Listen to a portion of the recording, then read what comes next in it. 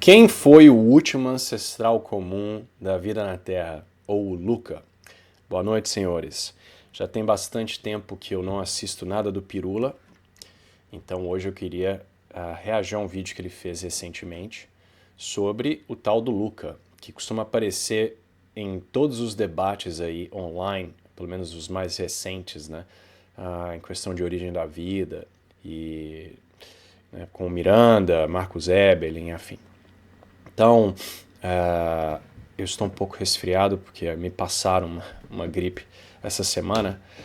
Então, já que eu estou entediado, resolvi fazer esse vídeo, porque vai ser longo. O vídeo do Pirula tem uns 30 minutos, eu vou colocar em velocidade 25% mais rápido, mas vai acabar ficando provavelmente o dobro disso, no mínimo, né? Mas vamos lá. E lembrando sempre as pessoas, eu nunca lembro de falar, mas quem quiser se tornar membro do canal, contribuir, já que eu não ganho quase nada para fazer esses vídeos, se torne membro por apenas R$5 e você vai ter acesso a mim num grupo do Telegram e vai poder fazer as perguntas que você quer. Porque tem pessoas, todo dia 5, 7 pessoas me mandam perguntas enormes no Instagram, esperando que eu tire 15, 20 minutos do meu tempo para responder. Né? É um pouco injusto com quem está pagando R$5 para fazer exatamente isso, né? Então, por gentileza, todo mundo consegue pagar 5 conto, né? Não estou botando um valor exorbitante. Então vamos assistir o Pirula, sem mais delongas.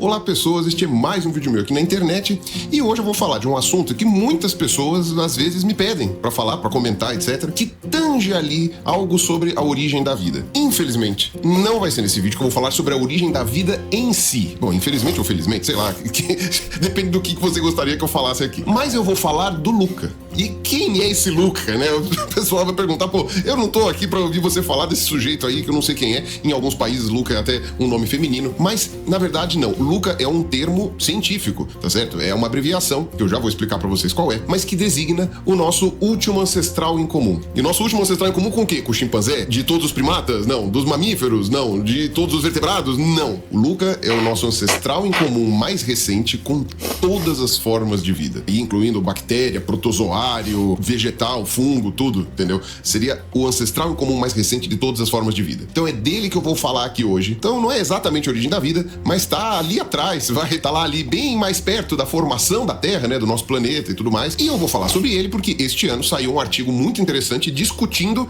quem ele era. Um negócio bem Globo Repórter mesmo, sabe? Quem foi o Luca? Onde viveu? Do que se alimentava? Descubra tudo aqui. Tá, eu não assisti o vídeo, tá? Exatamente porque eu não queria assistir o mesmo vídeo 2 vezes em meia hora. Mas eu estou imaginando que ele esteja se referindo a esse artigo aqui, ó. Porque ele é relativamente recente, né? Foi de janeiro desse ano. Inclusive me mandaram um tempo atrás. Eu estava pensando em fazer um vídeo sobre esse artigo, mas acabei não fazendo. Então é uma boa oportunidade para discuti-lo, tá? Porque ele traz alguns problemas sérios. Porque aquela coisa, né? Ainda que um artigo, né, esse que está aqui na Nature, Ecology and Evolution, né, ainda que ele seja um artigo que esteja defendendo a ideia evolucionista, muitas vezes existem pérolas ali que você tem que ler nas entrelinhas, né? E a vasta maioria das pessoas, principalmente os seus leigos de YouTube, que não sabem fazer isso. Eles leem ali o que está ao pé da letra, não sabem enxergar as implicações do que está sendo dito, e acredito na especulação do cientista como sendo a verdade absoluta, né? E não os dados que o cientista está apresentando, né? E não as pressuposições envolvidas com aqueles dados também, né? Então, vamos ver se é esse o artigo que ele vai discutir. E neste episódio. E cá estou eu gravando um adendo pra falar pra vocês sobre uma pequena mudança de planos que eu tive enquanto tava gravando esse vídeo aqui. A minha ideia com esse assunto era falar sobre um artigo novo que saiu esse ano, que tenta ali, né, elaborar, através de uma análise de dados, etc., como que seria o Luca, né? A fisiologia, né? Enfim, o metabolismo, a idade que ele viveu, etc., um monte de coisas. Só que a minha explicação pra como que a gente sabe que existe um Luca e essa questão ali da definição de o que é o Luca ou não, etc., acabou ficando um tema mais fechadinho. repetindo. E aí eu fiquei pensando, o bruto do vídeo tinha dado 2 horas, mais 20 minutos de captura de tela lá de eu desenhando. E eu falei, cara, vai ficar muito grande. Mesmo depois da edição lá, dos cortes, né, o vídeo ficou com 1 hora, mais dos 20 minutos. Cara, 1h20 de vídeo, eu sei que vocês estão acostumados, mas já que acabou ficando meio bonitinho ali, né, um assunto meio fechadinho, a primeira metade, digamos assim, do que eu tinha gravado, eu pensei, por que eu não divido em 2? Eu deixo esse vídeo aqui explicando o que é o Luca, como que a gente sabe que ele existiu, etc, etc. E esse vídeo vira um pré-requisito para quem assistiu o segundo vídeo, que vai ser sobre o artigo mesmo propriamente dito, o que os caras fizeram, o que eles elaboraram, tal, não sei o quê, e as conclusões que eles chegaram. Eu achei essa uma boa ideia, tá? Então, o que vai acontecer agora é que vocês vão ver um vídeo que foi gravado para ser mais longo, mas as explicações estão todas aqui, e aí, na semana que vem, provavelmente, eu lanço um outro vídeo, que é a continuação desse aqui. E aí eu gravo também uma cabeça e uma cauda pro próximo vídeo, né? Explicando que esse segundo vídeo depende deste aqui que vocês estão vendo, tá bom? Acho que agiliza pra mim e agiliza pra vocês também. Então era esse o recado que eu queria dar pra vocês nesse momento, tá bom? Então toca o barco. Até pra evitar falha de comunicação. Porque às vezes quando você vê alguém falando sobre esse assunto, a pessoa acha que tá falando de uma coisa, mas não tá. Ela acha que tá falando da origem da vida, mas não tá. Ela acha que tá falando do ancestral em comum, mas não tá. Então é por isso que é importante. Então já destruiu a minha ideia já, né? Porque eu tinha deixado o artigozinho preparado aqui, né? Mas então parece que eu vou ter que reagir a 2 vídeos pelo visto, né? Mas vamos lá. Importante definir os termos, tá? A gente trabalha na base das definições para não ter ruído de comunicação. E por falar em reduzir ruído de comunicação, este vídeo aqui está sendo patrocinado pela Babel, que de formal. E o embarque baseada numa série de evidências que a gente tem, que tem a ver com uma questão de probabilidades, que eu não vou saber explicar aqui, vocês peçam para algum amigo matemático de vocês aí, ou físico, que possa explicar isso melhor, mas o fato é que há cálculos de probabilidade sobre o que seria mais plausível ou mais provável de ter acontecido. E é mais ou menos um princípio de parcimônia, tá? Então, vamos lá, digamos que você tenha, que você quer explicar a existência de determinada coisa e você tem 2 explicações plausíveis para isso. Uma dessas explicações envolve 100 passos para acontecer, ou seja, 100 coisas que precisam acontecer na sequência para que se chegue ali naquela coisa que você está tentando explicar. E você tem uma outra explicação que envolve 300 passos. Ou seja, ela envolve 3 vezes mais etapas para acontecer para chegar na mesma coisa. Por parcimônia, é mais provável, ou seja, tem uma maior probabilidade de que esta explicação realmente seja a que descreve melhor o que ocorreu na realidade do que essa explicação. Porque essa explicação ela é prolixa, digamos assim. Ela requer muito mais etapas para acontecer. Isso quer dizer que não pode ter sido desse jeito? Pode. Só que aí você tem que ter uma boa evidência de por que você vai escolher a explicação mais demorada. Eu não sei se eu diria que isso é mais provável, né? Não é uma questão de probabilidade, isso aqui é uma decisão filosófica. Né? Você está pressupondo isso, né, esse método de parcimônia, ele informava basicamente todas as árvores lá filogenética do passado. Hoje em dia não se usa mais, porque é muito difícil calcular, é um algoritmo que exige aí muita computação, era fácil de fazer quando você tinha alguns caracteres morfológicos, mas hoje em dia você está tratando aí com sequências de diversos genes, né? Então se usa outros métodos, né?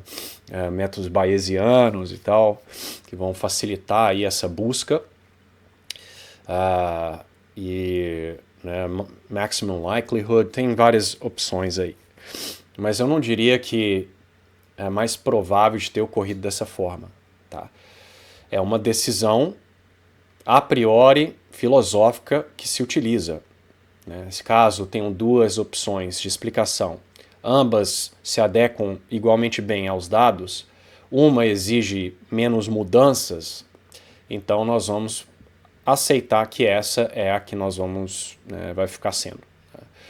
E o raciocínio é exatamente isso. Né? De certa forma, parece em princípio mais provável que algo tenha surgido por menos passos, né? Mas enfim, poderia argumentar que se você tiver mais passos, se os passos forem menores, então seria mais fácil ou mais provável atingir um produto final do que você ter menos passos que exigem uma alteração mais drástica, né? Mas enfim, o ponto eu trouxe isso não para ficar discutindo picuinha, mas para mostrar o aspecto filosófico da ciência, né? Que a maioria das pessoas aí, cientificistas online, acham que a ciência moderna não tem filosofia, né? Mas essa decisão de qual tipo de modelo você vai escolher, né, ou qual modelo você acha que é o mais adequado, isso é uma decisão que não é científica. Você não usa o método científico para determinar qual método científico é melhor. Né? Então, é isso aí. Opa! Será que isso aqui estava na tela de vocês o tempo todo? Parece que sim, né? Eu vacilei. Bom, desculpa. Né, ou mais longa, ou que requer mais passos, tá? Isso é o que a gente costumou chamar na ciência de princípio da navalha de Ockham, tá? Não necessariamente a navalha de Ockham é para isso, mas acaba acontecendo, né, de funcionar de um jeito parecido, tá bom? E o que a gente consegue observar é que todas as formas de vida vivas hoje possuem o mesmo código genético, no sentido assim, as mesmas peças que formam o código genético, entendeu? Só de todo mundo funcionar à base de DNA, de ácido desoxirribonucleico, ou RNA, né, que seria o ácido ribonucleico, só das informações que fazem a gente estarem baseadas nas mesmas moléculas, já é um bom indício de que tudo começou num ponto só. Porque você poderia ter outras formas ali de organizar a informação, né, que seria passar. Tá, isso não é 100% acurado, né? Se você vier aqui e digitar how many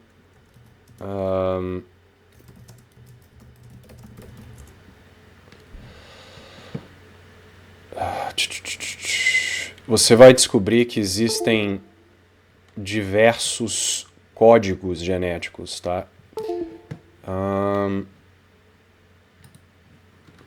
Cara, o Bing é um lixo, mano.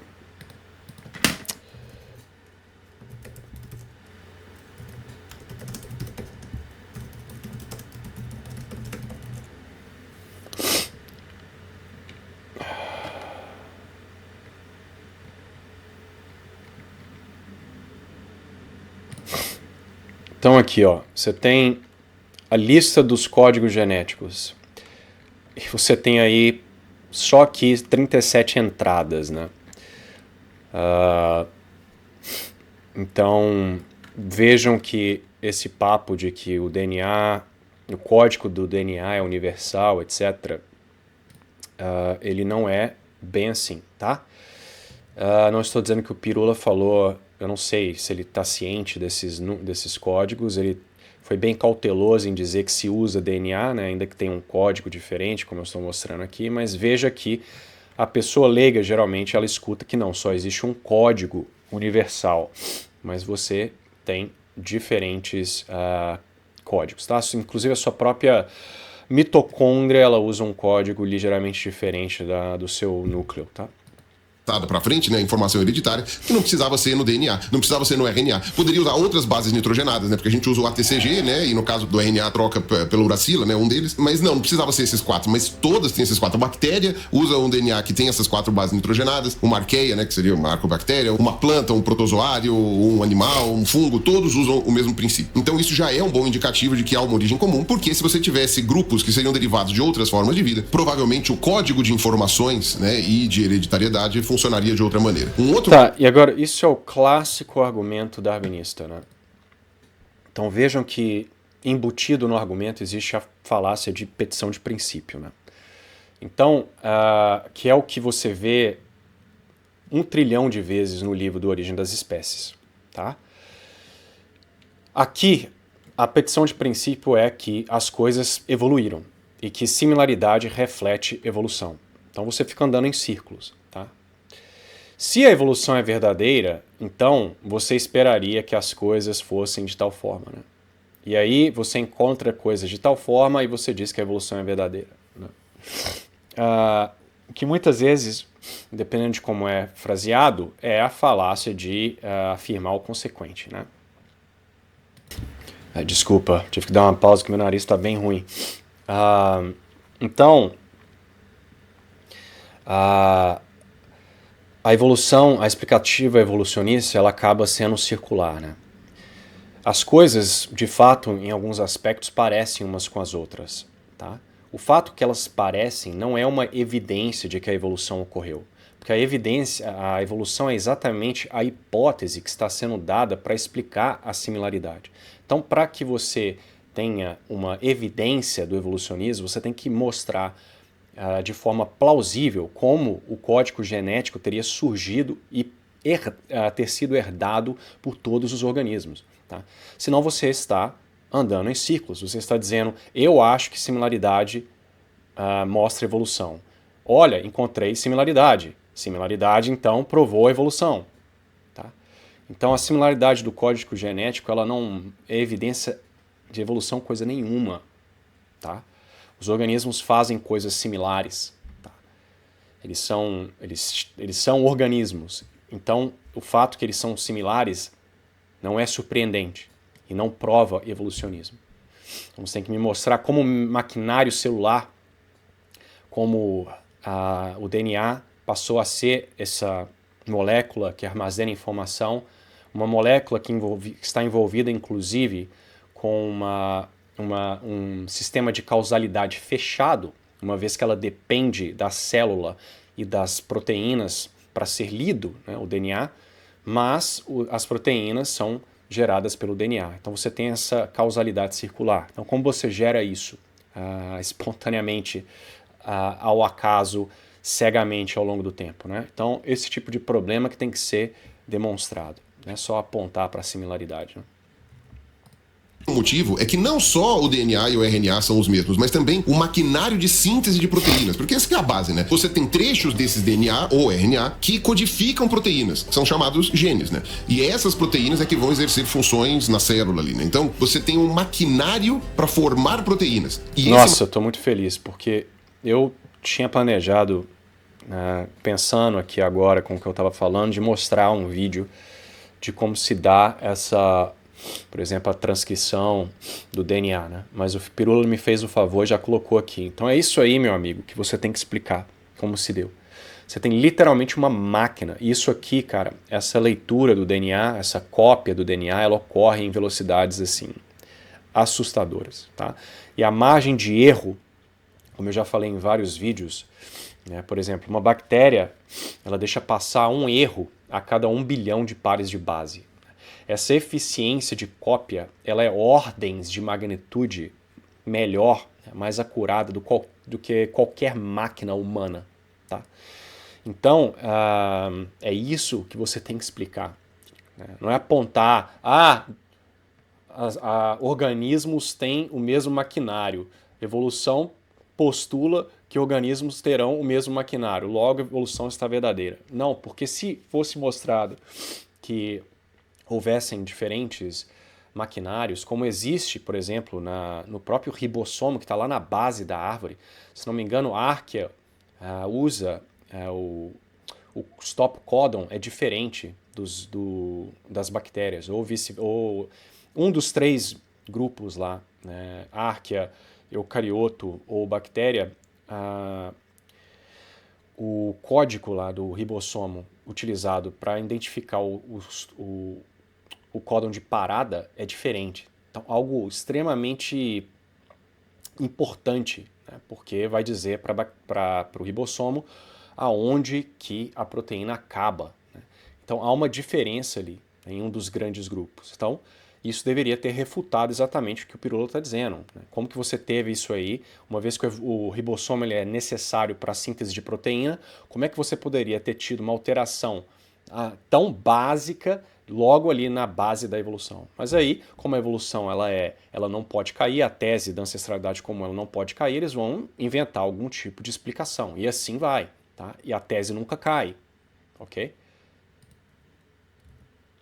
O maquinário também é essencialmente o mesmo, não interessa, tá falando de uma bactéria, de um protozoário, de um animal, de um fungo, de uma planta. Então isso é mais um indício, porque aí não é só o código genético que é baseado nos mesmos tijolinhos, mas também o maquinário existente ali para gerar as proteínas a partir desse código genético. E aí uma terceira evidência, sabe essas proteínas que eu falei para vocês? Então, elas são formadas por aminoácidos. A unidade básica que juntando formam as proteínas são os aminoácidos, que são compostos químicos, né, formados por vários átomos ali. E existem muitos tipos de aminoácidos no universo. Só que as formas de vida atuais, elas são formadas pelos mesmos 20 aminoácidos, o que é um bom indício de que houve uma origem em comum ali que usava esses 20 aminoácidos e essa estrutura ali inicial se manteve. Mais do que isso, esses 20... Não é um bom indício, cara. Não é um bom indício de nada, né? Isso aí já está pressupondo que a evolução ocorreu necessariamente, tá? E aí você está dizendo, isso se conforma muito bem com a minha ideia de que a evolução ocorreu.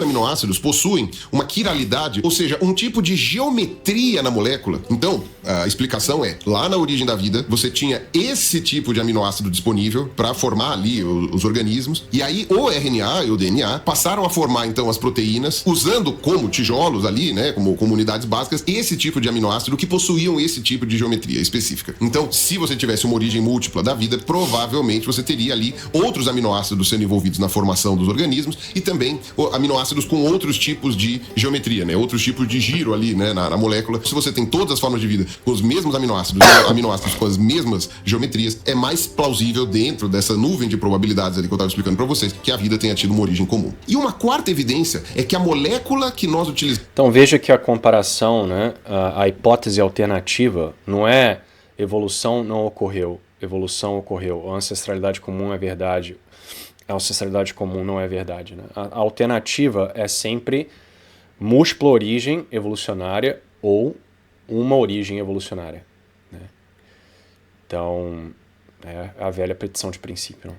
Utilizamos como moeda energética, ou seja, aquilo que vai efetivamente gerar energia na gente, que é a adenosina trifosfato, ou seja, o ATP, é a mesma para todas as formas de vida. Então, a maneira de gerar energia é diferente em várias formas de vida. Tem umas que fazem fotossíntese, tem umas que se alimentam de outros organismos, tem umas que fazem quimiossíntese, tem outras que fazem fermentação, enfim, tem várias maneiras de você gerar a sua energia, mas todas elas acabam convergindo para a formação do ATP, da adenosina trifosfato. De novo, poderia ter várias outras moléculas que forneceriam energia para os organismos, mas ao contrário de você ter uma diversidade de moléculas energéticas, você tem só o ATP em todas as formas de vida. Isso é mais um indício de que provavelmente... Veja que esquece a religião por um momento, esquece Deus.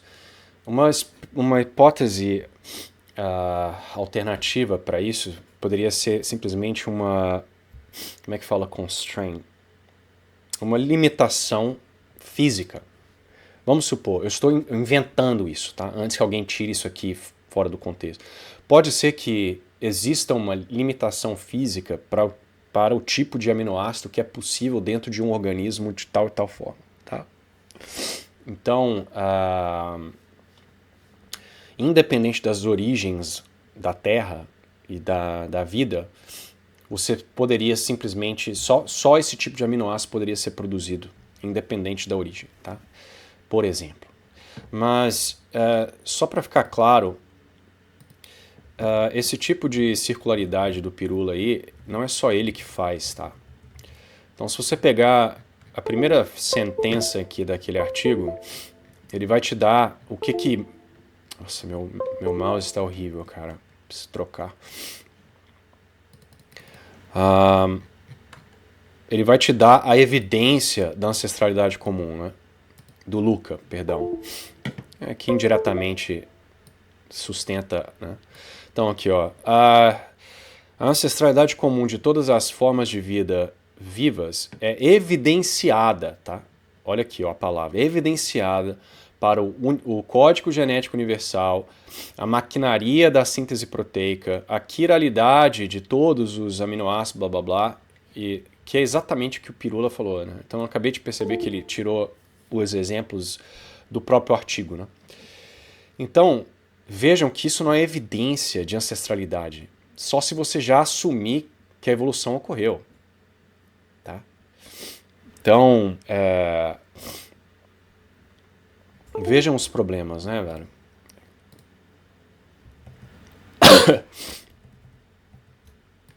Provavelmente, então, havia um ancestral em comum ali que utilizava o ATP. E isso fez com que os seus descendentes gerassem as formas de vida que a gente tem hoje, tá? Então, a gente tem aí alguns exemplos de por que é que os cientistas partem do princípio de que todas as formas de vida atuais possuem um ancestral em comum. Tô explicando assim, olha, o básico do básico, tá? Eu tô raspando só ali na superfície, beleza? Só pra explicar pra vocês. O negócio é bem mais complexo. Eu também não tenho expertise nesse assunto, mas é pra vocês ficarem sabendo que, sim, a gente parte de um pressuposto muito, muito, muito forte de que a gente tem um ancestral em comum de todas as formas de vida, e o ancestral em comum mais recente seria o Luca. E aí agora eu vou tentar mostrar pra vocês qual seria esse Luca e comparar com um outro ancestral em comum que seria o Fuca. Então, dessa vez eu acho que vai ser mais fácil de entender se eu desenhar. Tomara que a habilidade artística do Pirula seja melhor que a minha, porque quando eu tentei fazer então, vamos lá. isso aí... Vamos dizer que aqui começou a vida. Essa aqui é efetivamente a primeira população de seres vivos, beleza? Não tô desenhando um indivíduo único, tá? Tô desenhando uma população. Óbvio, a gente não sabe se a vida surgiu mais de uma vez. Eu sou um cara que defendo que sim. Eu acho que é bem provável que ela tenha surgido mais de uma vez a vida. Várias outras origens, só que essas origens de vida que não foram pra frente. A vida surgiu aqui, teve até uma ramificação ou outra, mas todo mundo acabou morrendo cedo ou tarde aqui, né? Ainda lá no... Ó, isso eu acho interessante ele ter falado isso. eu não sei, obviamente, as motivações do Pirula para acreditar nisso, né? Nessa posição de uma origem múltipla. Mas, enquanto ex-ateu, eu imagino que é mais fácil você acreditar que a vida é algo provável de surgir do que defender que a vida é um único evento milagroso que ocorreu uma única vez na história do universo, né? Então, a mesma motivação que gera algumas pessoas, não estou dizendo que Pirula tem essa motivação, a postular que talvez houvesse, né, uma origem múltipla, é exatamente para tornar a abiogênese mais palatável. Porque ateu supostamente detesta milagre. Mas se a sua teoria envolve, na base, um milagre químico, isso não senta bem com o cara. Então, uma das razões pelas quais essa galera ateia, cientificista, adora ficar procurando vida fora do planeta Terra é exatamente por essa razão. Eles querem mostrar que a vida não é um evento milagroso, mas ocorre com frequência em diferentes planetas do universo, tá? Então, seria muito mais confortável para um ateu que fosse demonstrado que a vida surgiu várias e várias vezes e o último ancestral é simplesmente porque ele sobreviveu, tá? E as outras vidas pereceram.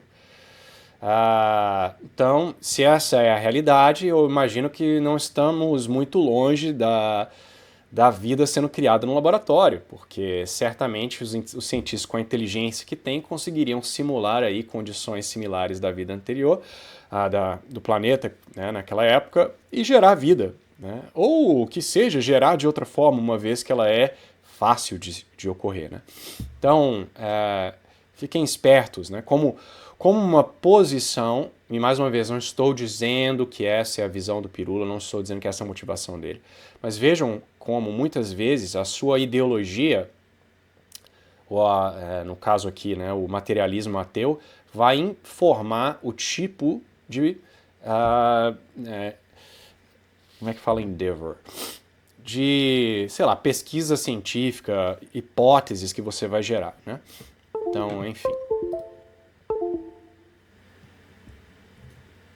No Adeano, ou enfim, no começo do Arqueano, ninguém foi muito pra frente não, tá? Então, eu vou até desenhar aqui, vou colocar um vermelhinho aqui, ó. Esses aqui ninguém foi pra frente. Mas, vale lembrar que isso aqui é hipotético. A gente sabe que teve uma primeira população de seres vivos aqui. Não, sim. A gente não sabe, né? Você supõe que teve. Começou com alguns indivíduos, tal, não sei o quê, óbvio, né? Começa com um indivíduo, com 2, 3, se reproduzindo, e aí formou uma população.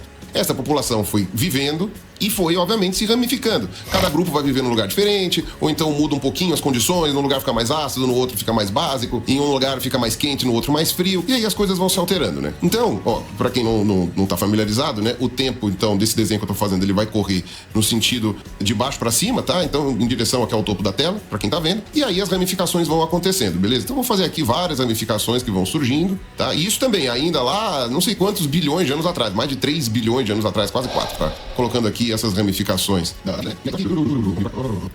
Provavelmente ali, né, mais simples até do que uma célula procariótica, que é quando junta duas celulinhas aqui, ó, essa aqui ficou feia, eu vou redesenhar, junta duas celulinhas, elas têm aqui o seu material genético e elas simplesmente transferem o material genético, não, elas trocam um pedaço de material genético de uma com a outra. Então isso aumenta a variabilidade genética da população. Nossa, é muita história, né, cara? É muita historinha. E, bom, e esse é o tipo de reprodução sexuada que os seres vivos mais simples possuem, tá? No caso, hoje, são os procariontes. E você tem a transferência horizontal, então, de genes. Essa transferência horizontal de genes, ela acontece entre linhagens diferentes, porque não tem muito motivo para você ter um isolamento reprodutivo de cada uma dessas linhagens, que não seja uma barreira geográfica, por exemplo, uma barreira ambiental. Então aqui eu estou representando em verde essas transferências horizontais que cada linhagem pode ter tido, tá bom? E que podem ter acontecido. Transferência horizontal essa que também é utilizada muitas vezes como argumento circular, tá? Por exemplo, quando você tem genes em um lado da árvore que não deveriam estar lá, tá? Ou você vai postular que houve uma convergência evolutiva, que a mesmo gene surgiu duas vezes, independentemente, ou você vai postular que em algum momento da história houve uma transferência horizontal, tá? Sei lá, um vírus e inseriu o gene de uma outra linhagem na linhagem de cá, tá? Isso é baseado em bactérias que realmente conseguem pegar, por exemplo, genes de outras bactérias, tá? Agora, a evidência que isso ocorre em vertebrados, por exemplo, é não existente ou muito pequena. Então, isso também refuta a ideia de uma árvore, tá? Inclusive, recentemente eu assisti uma palestra da Linnean Society. Você pode procurar aí agora no YouTube, procura a Linnean Society e veja uma das últimas palestras lá sobre a árvore da vida, em que o pesquisador vai argumentar exatamente que a ideia de uma árvore da vida já era, né? Você tem essa ramificação, então a hipótese tradicional que é ensinada para vocês aí na escola, ela está errada. Você tem um arbusto, genes pulando para cima e para baixo por causa de transferência horizontal, tá? E assim vai, a teoria evolutiva vai evoluindo, tá?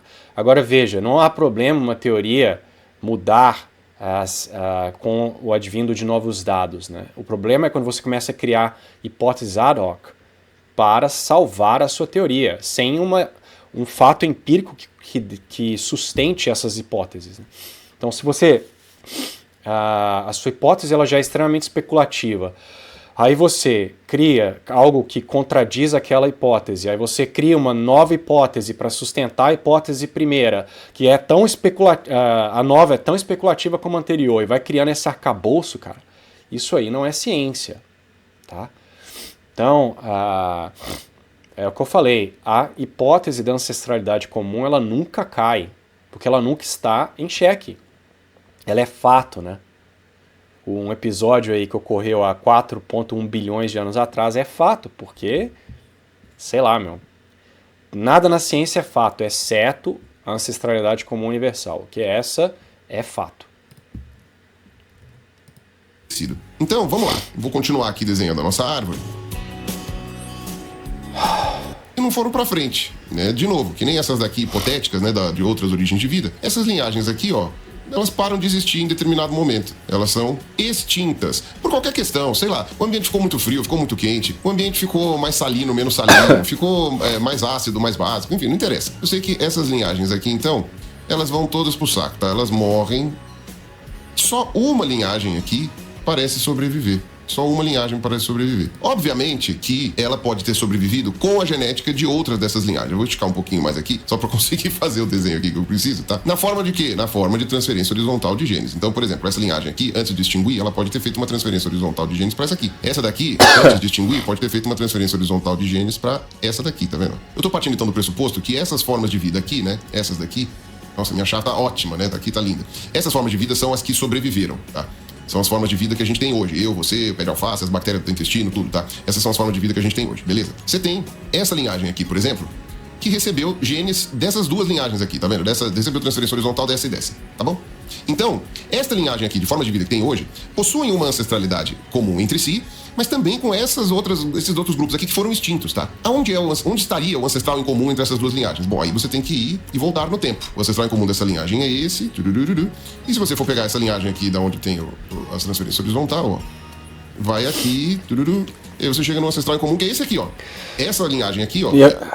E aí você vai, com esses problemas aí de teoria ad hoc, você vai criando coisas como incomplete lineage sorting, tá? Então, muitas vezes os genes, você está fazendo um modelo, a origem do gene era para ter coalescido em um certo ponto e não coalesce, aí você cria uma hipótese ad hoc para dizer por que não coalesceu, aí você vai dizer, porque teve a troca horizontal no passado, não sei o quê, e assim vai, cara.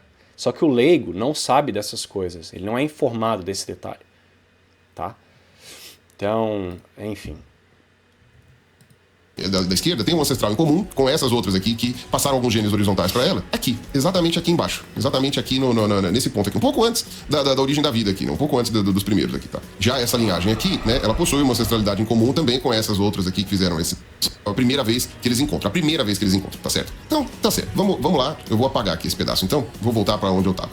O ancestral em comum das formas de vida que estão vivas hoje, que incluem apenas esse ramo aqui, os ancestrais dessa forma de vida, o ancestral em comum mais recente entre elas, é esse aqui, tá? é onde está aqui esse pedaço. Na verdade, eu vou até pintar com outra cor para ficar mais fácil. Imagens aqui que estão vivas. E é o ancestral em comum mais recente, exclusivo delas, exclusivo de todas elas. Porque, do ponto de vista genético, há uma ancestralidade com esse aqui, com esse aqui, com esse aqui. Só que ela não abarca todas as formas de vida vivas hoje. Essas daqui compartilham de genética só com essa metade, essas daqui compartilham genética só com essas daqui. Então, se você quiser pegar um ancestral em comum exclusivo das formas de vida vivas hoje, ele é esse aqui do meio, tá certo? Que é o comum a todas as formas de vida vivas hoje. Só que ele não é o único ancestral em comum de todas essas formas de vida hoje. Ele é só o mais recente. Porque se você for pra trás, ó, aqui também a gente tem um ancestral em comum que abarca todas as formas de vida. Aqui também é um ancestral em comum que abarca todas as formas de vida de hoje, né? Elas estão hoje. Aqui também. E, obviamente, esse aqui, né? Que é o que eu já tinha falado pra vocês que entra na origem da vida. Então, você tem esses vários ancestrais em comum aqui, ó, que conseguem abarcar todas as formas de vida vivas hoje. A diferença é que esse ancestral aqui, o de cima, ele abarca só as formas de vida vivas hoje, né? No caso, todas elas. Enquanto que esses ancestrais aqui, eles vão abarcar também essas linhagens que já morreram aqui e que não tem nada a ver, né? Que já foram pro saco já, tá bom? Então, você tem várias linhagens de ancestrais em comum. Esse aqui, então. Então, se isso tá indo pra onde eu acho que tá indo, e o Pirula disser que aquele quadrado azul ali é o Luca, eu já vejo um problema sério, mas vamos esperar para ver. Então, é o primeiro ancestral em comum de todas as formas de vida, seja das atuais, seja das que já morreram. Mas a gente tá falando só das atuais, só das que estão em azul. Então esse é o ancestral em comum mais antigo de todas as formas de vida que a gente tem hoje. Ele é o primeiro ancestral em comum. Do inglês, né, a gente usa essa terminologia em inglês, né, o primeiro ancestral em comum exclusivo. Então, First Unique Common Ancestor. FUCA. Bonitinho, né? Parece que tá falando de um Fusca, né? do Fusqueta. Muito bom. E você tem, então, esse ancestral em comum aqui em azul, que é o último ancestral em comum que abarca todas as formas de vida. Se você pegar esse ancestral que tá aqui que tem em vermelho, ele não abarca todas as formas de vida, abarca só isso daqui. Se você pegar esse ancestral aqui, ele não abarca todas as formas de vida, pega só essa. O único que pega todas as formas de vida vivas hoje é esse aqui, que é o último, tá certo? Eu vou apagar aqui para não confundir. Esse aqui é o último ancestral em comum, ou seja, o mais recente dos ancestrais em comum, que abarcam todas as formas de vida vivas hoje, tá? Último ancestral em comum. Aí do inglês, Last Unique Common Ancestor. Tá? Luca. Então é exatamente o que eu tinha imaginado. Agora, eu vou dar um tempo mais pro Pirula explicar, como eu disse, eu não assisti o vídeo. Mas vejam nesse desenho dele a impressão que se dá, óbvio que isso é só um desenho, mas a impressão que se tem é que o Luca, né? Antes do Luca houve uma diversificação enorme e um período de tempo relativamente longo. Né? Obviamente que isso aqui é um desenho, não está em escala, mas é o que o desenho dá a impressão, ok? Então, parece que entre o Fuca e o Luca há um grande intervalo de tempo e uma grande evolução, tá? Eu quero ver se ele vai discutir qual é a idade do Luca, antes de eu falar outra coisa. É, bonitinho. O nome de uma pessoa, né? Tem gente que se chama Luca. Aí você vai falar, Pirula, por que você não faz em português? Ah, porque em português fica esquisito. Seria assim, último ancestral em comum exclusivo, o ACE. Aí se for aqui o primeiro, seria primeiro ancestral em comum exclusivo, PASSE. Agora, se você não quiser colocar exclusivo, se você quer traduzir unique como único mesmo, aí você tem aqui, ó, único, o ACU, PACU, aqui, ó, primeiro ancestral em comum único, né? PACU, né? Por favor, não, muita zoeira, deixa pra lá, tá certo? Vamos falar em inglês mesmo, então é o Luca e o Fuca, tá bom? É muito mais fácil, gera muito menos zoeira, porque a gente sabe que a zoeira não é verência, né? Vamos levar a sério aqui o que a gente tá falando. Então é o Luca e o Fuca. Então, eu acho que agora eu consegui deixar claro, eu espero, né? Por que essa palavra último, né? No caso, last aqui, ela é tão importante. O Luca, ele não é a primeira forma de vida que existiu, tá? Vou dar uma pausa aqui que a cachorra quer sair do quarto e a porta tá fechada, peraí. Inclusive, falando em cachorro, vocês viram aquele moleque lá, né? Que saiu numa psicopatia e matou uma fazendinha inteira, né? Pensei até em fazer um vídeo sobre isso, sobre a questão se animal tem direito e o que fazer com uma criança dessa, né? Mas enfim, foge do propósito. A não ser que um moleque chamasse Luca, né? Aí continuaria no tópico. Teve toda essa quantidade de vida antes dele, tá certo? Então acho que eu deixei claro aí quem é o Luca, porque que é tão importante ser o ancestral em comum mais recente, e não qualquer ancestral em comum, porque com certeza teve vários. Então, acho que eu consegui definir bem pra vocês os termos aí, tá certo? E agora eu vou fazer aqui um outro desenho, né? Tá aqui o Luca, tá? A árvore a partir do Luca, beleza? Aqui é o Luca, tá bom? Ou seja, o nosso ancestral em comum mais recente com todas as formas de vida. E logo no começo aqui você teve uma divisão muito importante, que vai pra um lado aqui, okay. E outra que vai... Então eu acho que ele não vai falar sobre idade, né? Qual que é o problema do desenho do Pirula? E qual que é o problema, né, que esse artigo trouxe? Que, obviamente, eles não vão reconhecer como um problema, tá? E o seu especialista de YouTube caso eu mostre que o artigo traz um problema, eles vão dizer, mas olha, os autores estão defendendo a ancestralidade comum e o Luca, eles não veem nenhum problema. E aí é aquela pessoa que é gado, né? Ela não sabe pensar por si mesma. Tá? Então, se a gente voltar lá para o artigo,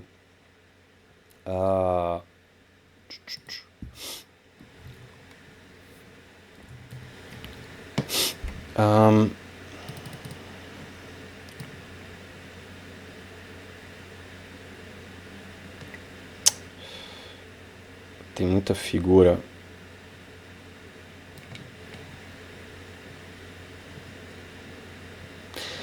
Então, tá espalhado aqui, eu acho que na conclusão eles colocam a questão. Tá. Então veja aqui os dois problemas, né? Primeiro, vamos pegar esse aqui primeiro. De acordo com o modelo tradicional, que eu não tenho problema nenhum, tá? Eu não acredito em uma Terra jovem, ok? Então, de acordo com esse modelo, a Terra teria 4,5 bilhões de anos, ok? A maioria dos estudos do Luca propunham, por várias razões, né, muitas delas filosóficas, que a origem da vida teria ocorrido por volta de, sei lá, 7 ponto alguma coisa bilhões, 3,7 bilhões de anos por aí. Tá? Em parte por causa dos fósseis, em parte porque supostamente sei lá, entre 3 e 8 e 4, não me lembro agora, houve um bombardeamento que teria supostamente matado qualquer ancestral presente lá. E também pelo fato de que a ideia de uma abiogênese levando a um ancestral comum em um intervalo curtíssimo de tempo, tá? Isso não é palatável, de novo.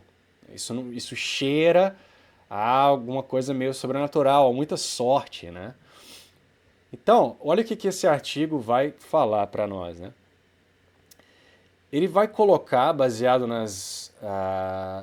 nos modelos aí de coalescência, de probabilidade, de ortologo, de gene, ele vai colocar a origem do Luca a 4,2 bilhões de anos, meu amigo. Ou seja, para o Luca, levou-se apenas 300 milhões de anos.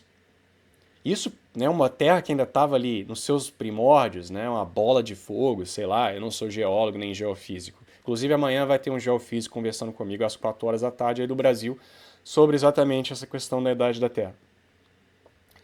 Mas, então você tinha aquela bola escaldante lá, a Terra iniciando, e logo 300 milhões de anos depois você já tinha aí o Luca.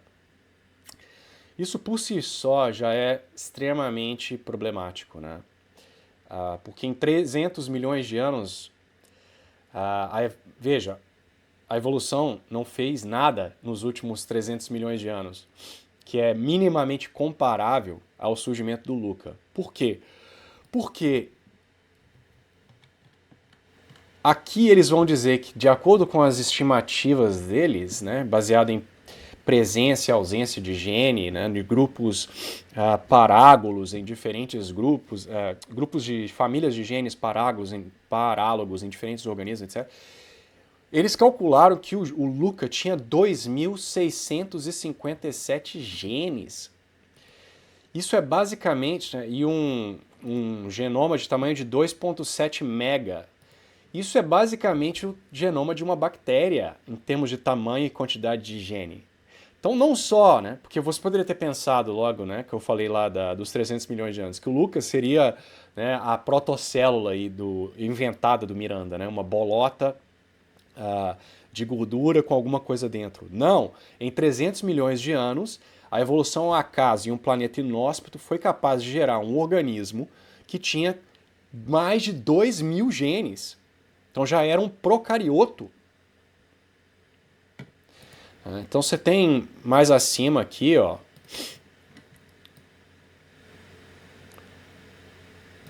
Então você já tinha lá ATP sintase, ribossomo, né, hidrogenase, utilização desses aí, ó, RNA transportador, não sei o que lá o quê. Você tinha um sistema imune já, tipo de bactéria, né? Tipo CRISPR.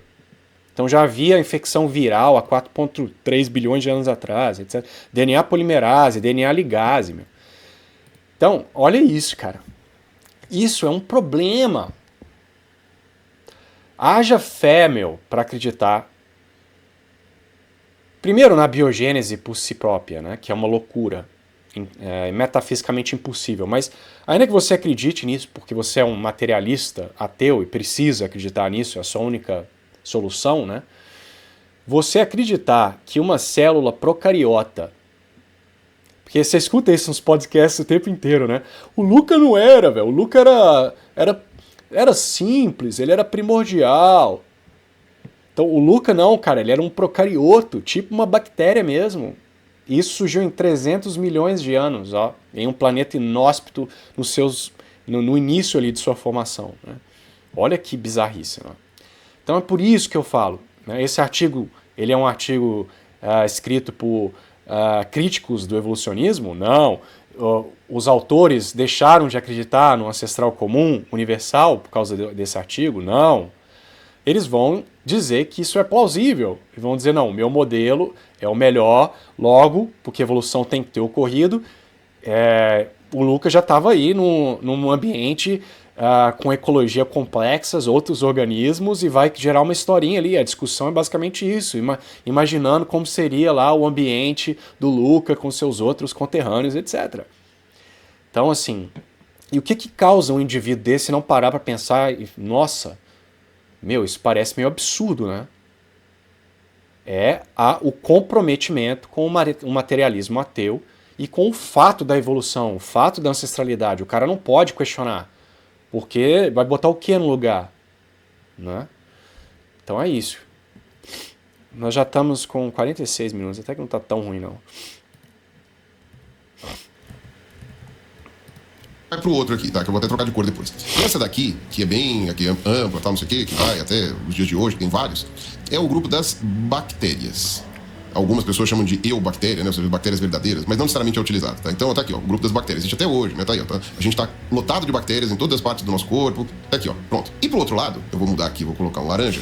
Pro outro lado, você teve um outro ramo, aqui, também de células procariontes, né? Ou seja, das células mais simples que a gente tem. Se você não sabe o que é um procarionte, eu explico aqui nesse vídeo, que eu vou deixar colocado aqui no canto, tá? Então tá aqui o que é a diferença entre procarionte e eucarionte. Então, essas formas de vida aqui que eu tô falando aqui, por enquanto, são todas procariontes. Esse ramo aqui, a gente acostumou chamar de arqueobactéria. Apesar de que, como não é bactéria, então, pra não confundir, a gente hoje chama só de arqueia. Escreve assim, né? Porque CH do latim tem som de Q, né? Então seria, em português, né? Arqueia. As arqueias, muitas delas são o que a gente chama de extremófilas, né? Ou seja, elas vivem em ambientes hiper... O Pirula... o desenho, a habilidade de desenhar dele é melhor que a minha. Salinos, ou em temperaturas extremas, profundidades incríveis, ou com compostos muito tóxicos, tal, boca de vulcão, sei lá, enfim, as arqueias conseguem viver em lugares muito loucos, assim. E de um ramo de arqueias, que tinha células particularmente muito grandes, particularmente gigantescas, vou pegar aqui em violeta, esse ramo de arqueias, de células grandes, acabou desenvolvendo organelas mais complexas, né, e um tipo de fisiologia um pouco mais avançada, que a gente chama, né, aqui essa ramificação aqui, ó, de eucária.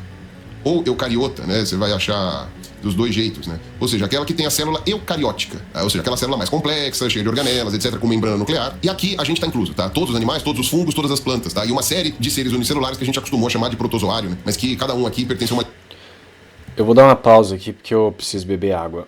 Só um minuto, por gentileza. Bom, voltei aqui.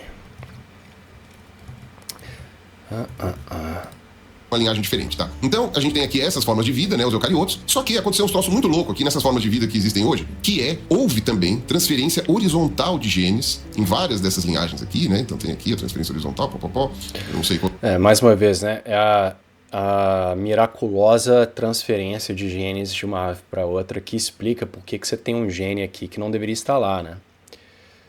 Então, vejam que isso, quando é explicado dessa forma, o sujeito que não sabe exatamente do que se trata essas pesquisas vai achar que isso é algo demonstrado, né? O pesquisador mostrou empiricamente que houve uma transferência de um gene para lá e para cá, quando na verdade o que se tem são hipóteses, geralmente são exatamente circularidades, né? Esse gene não deveria estar aqui, ele não coalesce. Por que tem?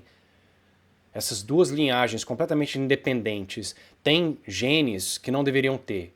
Ah, porque no passado houve uma transferência horizontal. Tá?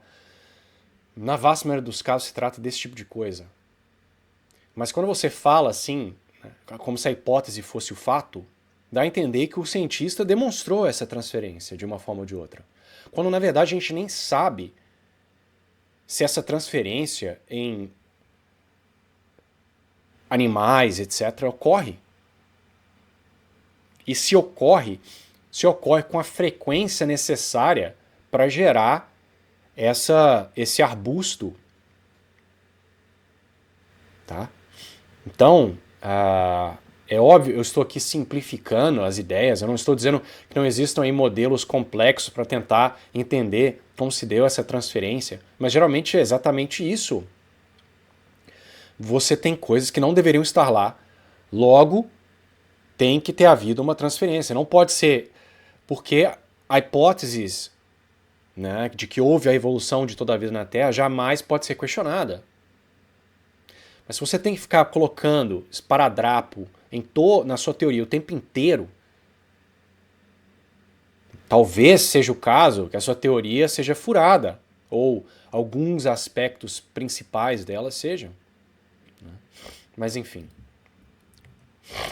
Conta aqui, ó, essas daqui mais ainda, aqui, ó, essas daqui também teve, não sei o quê. E mais do que transferência horizontal de genes exclusivamente, você teve o que a gente chama de endossimbiose, ou seja, organismos inteiros, no caso procariontes, né, especificamente bactérias, que foram viver dentro da célula dos eucariontes, tá? Isso aconteceu duas vezes. Uma delas, especificamente, aí eu vou colocar aqui uma cor mais marrom, digamos assim, eu vou colocar um marrom aqui. Uma dessas vezes aconteceu bem aqui, no comecinho da origem dos eucariontes. De novo, isso, apesar de ser ensinado em livro como sendo um fato, isso é uma hipótese da Margulis.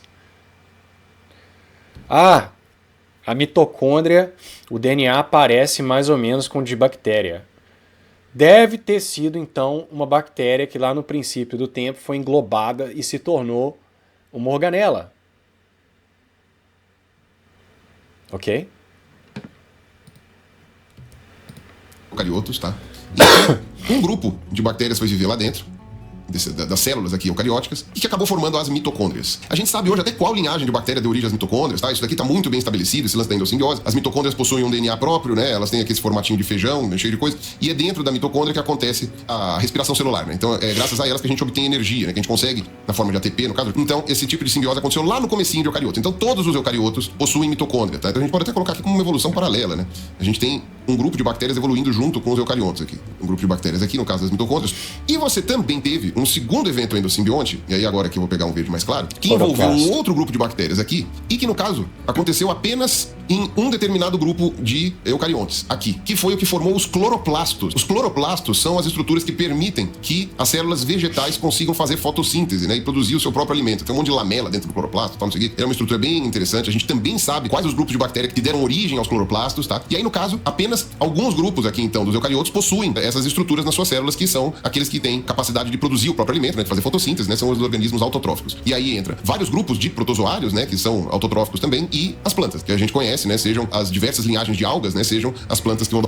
Não sei o que isso tem a ver com o Luca, meu, né, eu vou parar por aqui, porque esse vídeo, né, o Pirula deu uma guinada, saiu do tópico.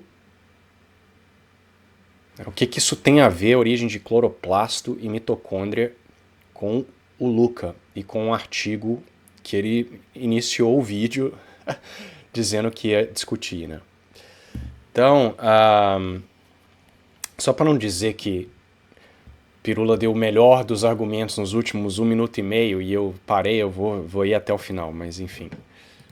Da origem das plantas terrestres, tá bom? Então, esse aqui, no caso desse grupo aqui, que é o das plantas e dos protozoários fotossintetizantes, esse grupo aqui, então, eles têm duas organelas endosimbiontes, tem os cloroplastos e tem as mitocôndrias. No caso dos outros aqui, né, que são os animais, os fungos e os protozoários não fotossintetizantes, aí você só tem a mitocôndria dentro das células, tá certo? De organela aí, de origem endosimbionte, tá bom? Então, essa aqui é a árvore da vida atual, vai de uma maneira bastante simplificada, mostrando aí que todos esses ramos da vida aqui estão intimamente interconectados, tá? As bactérias, no caso, conosco, eucariontes, né, na forma das organelas, né, que a gente tem dentro das nossas células, e as arqueias, no caso, como o grupo de procariontes está mais próximo da gente geneticamente. Isso é uma coisa bem interessante. Então é por isso que todas as árvores da vida total, vai, digamos assim, que inclua todas as formas de vida vivas hoje, acabam tendo esse tipo de desvio, vai, digamos assim, né? Só para deixar mais confuso para os cientistas, tá? Mas é justamente por causa disso, tá? Então você tem que levar em conta que as mitocôndrias evoluíram à parte e elas são bactérias, assim como os cloroplastos, e portanto acaba tendo esse lado mais horizontalizado, tá? Da árvore da vida, que conecta todos os ramos vivos hoje, tá bom?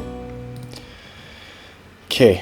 Então, eu espero que, para aqueles que acompanham o canal há mais tempo, vocês percebam.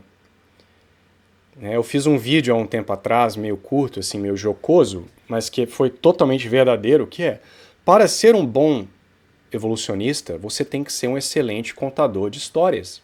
O Darwin lá acreditava que era plausível que baleias pudessem evoluir se ursos permanecessem nadando com a boca aberta, né, e houvesse uma pressão seletiva para isso. E aí, né, você tem histórias mais ou menos requintadas. Tá? Você coloca aí jargões, não que o Pirula o faça, porque ele está falando para leigo, não acho que ele teria o gabarito para falar com propriedade sobre esse tema, né, uma vez que ele não é um cientista praticante, e que fique claro, não isso é uma crítica especificamente, que eu também não teria propriedade para falar das minúcias, porque não é a minha área de atuação, tá? Mas o ponto é, não interessa se você embeleza essa história, essa especulação com um bando de terminologia e modelos e o escambau. Né? O que você tem é essa especulação que muitas vezes é disfarçada de ciência comprovada. Tá? Principalmente o fato que nós estamos lidando aí, né, com origens de organismos que supostamente, né, uma origem que ocorreu há 4 alguma coisa bilhões de anos atrás. Então o grau de certeza que você teria de uma coisa dessa já seria, né, logo de cara, muito menor do que qualquer outra ciência que trata com o presente. Uma ciência histórica, ela é muito mais especulativa. E o evolucionismo é uma ciência histórica, mas por alguma razão, por causa do ateísmo, né, o materialismo, o cientificismo, as pessoas tratam essa ciência histórica com mais grau de certeza do que elas tratam, sei lá, uma teoria de gravitação, o que quer que seja.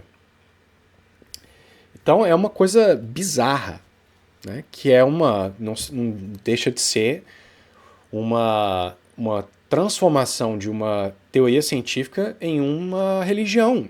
Né? Exige um grau de fé, né? Você tem um credo, você vai categoricamente falar nos comentários que a evolução é um fato, que só mongoloide não acredita. Aí o cara, quando ele fala, né, o cristão fala, olha, o cristianismo é um fato, se você não acredita você vai para o inferno, o cara fala, você é um idiota, fundamentalista. Né? Mas a religião trata de certezas, né, da verdade absoluta. Agora, a ciência moderna que trata aí nem trata da verdade, trata apenas de modelos temporários, o cara tá lá pregando o evangelho da evolução, dizendo categoricamente que ela é um fato e que se você não segue, você é um herege, que deve ser crucificado, perseguido, diploma cassado, você é um mongoloide. Então assim, olha isso, né? Então, espero que esse vídeo de 1 hora aí seja proveitoso para vocês. E amanhã, como eu disse, eu farei uma entrevista com um geofísico que falará sobre a idade da Terra. Então, tenham um excelente final de semana e fiquem com Deus.